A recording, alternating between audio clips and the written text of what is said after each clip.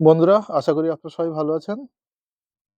আমি আপনাদের দেখাচ্ছি সেই পরিচিত স্ট্রবেরি বাগান, যেটা আমার এখন আপাতত রেডি হচ্ছে। উপরে আমার পাখির উৎপাতে আপাতত নেট দিয়েছি। কারণ যা পাকছে দেখছি আপাতত নতুন সবই পাখি খেয়ে নিচ্ছে। আজকে হচ্ছে আপনার জানুয়ারি মাসের ২৪ সালের আজকে আপনার ২৮-২৯ তারিখ। আমি আপনাদের আজকে ফলগুলো দেখাবো, ফুল দেখাবো এবং কি পরিচর্যা এখন করতে হবে সেটা আপনাদের দেখাচ্ছি।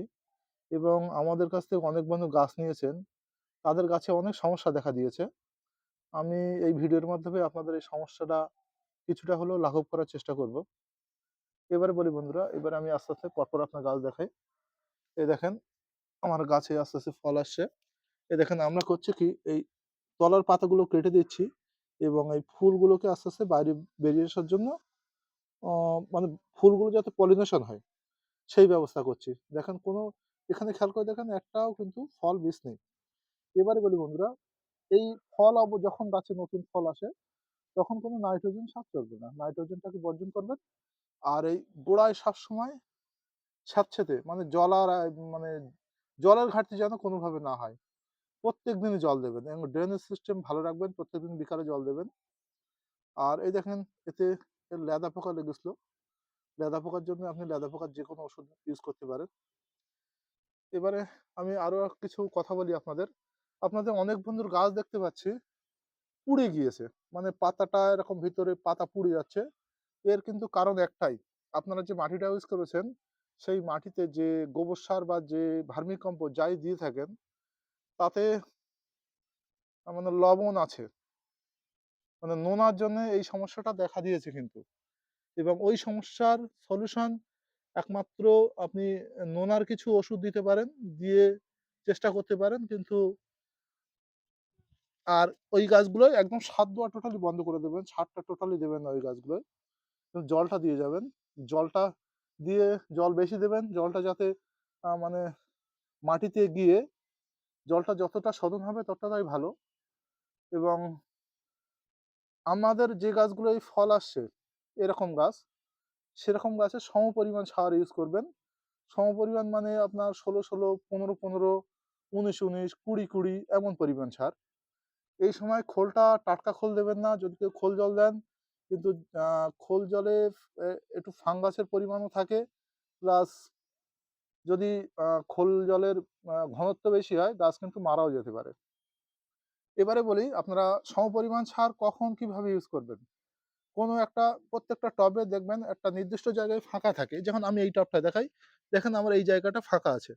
দেখেন আমি এই জায়গাটায় সার দিয়েছি। এটা আমি ১৫-১৫ সার দিয়েছি এই জায়গাটায়। আমি ১ম এ জল দিয়ে নেব গাছগুলোয়। জল দিয়ে দেওয়ার পরে জলটা যখন টেনে যাবে, তারপরে আমি ঠিক এই ধারে এই বরাবর আমি অল্প করে ১ চা চামচের ৩ ভাগের ১ ভাগ সার দেব। এবং কোনোভাবে যেন কোনো পাতায় বা ফলে যেন সার না পড়ে। এবারে বন্ধুদের বলে রাখি, আপনারা বন্ধুরা কেউ এই সময় পিজিআর টা ইউজ করবেন না।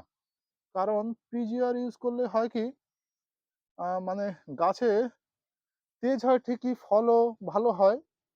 কিন্তু আমি পিজিআর ইউজ করলে দেখছি স্ট্রবেরি গাছে মানে লাল মাকড়সার উৎপাত হচ্ছে।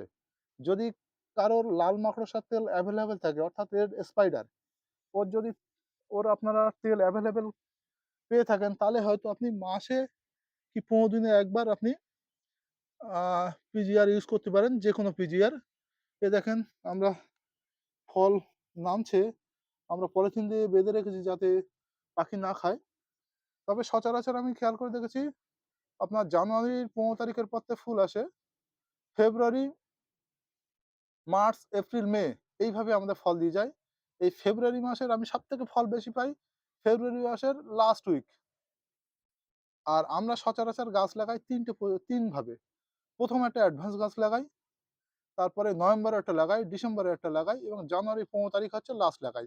আমরা এইভাবে লাগানোর কারণ হচ্ছে, মানে ১ম গাছে ১ম ফল হলো, পরের গাছে পরের গাছে আরেক রকম ফল হলো, লাস্টের গাছে আবার ফল হলো, আমাদের কন্টিনিউ ফলটা পেয়ে যাই। মানে আমরা ৪ টে স্টেপে গাছ লাগাই। তবে যদি কেউ জানুয়ারি মাসেও গাছ লাগান আপনার ফল দেবে। কিন্তু ফলের পরিমাণ হয়তো একটু কম হতে পারে। এবার দেখেন আপনাদের আরেকটা ভ্যারাইটি দেখাই, যেটা চীনের একটা ভ্যারাইটি। এই দেখেন, এটার ধরন একটু আলাদা। এটার আমরা বন্ধুদের কাউকে দিতে পারিনি। এটা হচ্ছে আহ, মানে রানার হচ্ছেই না, কোনো রানার নেই। এই ফল হয়ে যাওয়ার পরে তারপরে রানার দেয়। এই দেখেন এর হচ্ছে কিছুটা মানে খেজুর নারকেলের মতো একটা কাঁদি বেরোচ্ছে, সেই কাঁদির মাথায় ফল। এই দেখেন এখানে একটা আছে, ওই একটা আছে, এবারে সবে রানার দিচ্ছে। এবার রানার যদি না ছাড়ে আমরা আপনাদের কিভাবে দেবো বন্ধু, কিছু করার নেই আমাদের। আপনারা যদি এই চারা নিতে চান তাহলে আপনাদের পরে সিজনের পরে যোগাযোগ করতে পারেন, কিন্তু বলে রাখি এই গাছটা বাঁচানো একটু কষ্ট, খুব ট্রিটমেন্ট করতে হয়। এই দেখেন এই একটা গাছে রানার দিচ্ছে, এখন ডিসেম্বর মাস, এই জানুয়ারি মাসের লাস্টে এসে এখন রানার দিচ্ছে। এই দেখেন আমার গাছগুলো আরো একবার দেখাই, তাহলে আপনাদের আরেকবার মনে করে দিই। এই সময় পরিচর্যা হচ্ছে, জলের কোনো ঘাটতি হতে দিলে হবে না। নিচের পাকা পুরুষ্ট যে পাতাগুলো গাছের ডিস্টার্ব করছে, অতিরিক্ত খাবার খেয়ে নিচ্ছে, বা ফুলের পলিনেশনের সমস্যা করছে, এমন এমন পাতাগুলো কেটে ফেলে দেন। যেমন আপনাদের দেখাই, এই দেখেন এই গাছটা এই পাতাটা ইচ্ছে করলে আমি ফেলে দিতে পারবো, কারণ এখান দিয়ে দেখেন আমার ফুল আসছে। এই পাতাটা পুষ্ট হয়ে গেছে, আমি এ পর্যন্ত ৩ বার পাতা কাটা হয়ে গেছে, আবার কদিন পরে কাটবো। ওই জন্য দেখেন, খেয়াল করে দেখেন আমার গাছে কোনো পুষ্ট পাতা নেই। আপনারা খেয়াল করে দেখেন, এই দেখেন আমার এই জায়গাটা আমি আবার দেখাই, দেখেন এখান দিয়ে ফুল আসছে, কিন্তু আমার এই জায়গাটায় পলিনেশন হয়ে সমস্যা হচ্ছে, মৌমাছি আসতে পারছে না। ওই জন্য আমি এই পাতাটাকে কেটে দেবো, এই পাতাটাকে কেটে দেবো পলিনেশনের জন্য।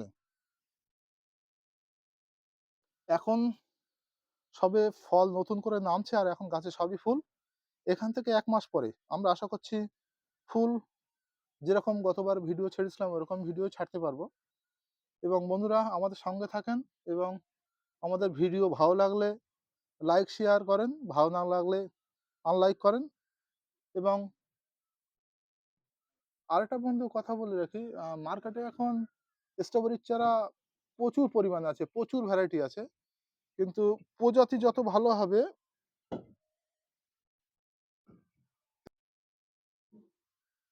এই তো দেখো।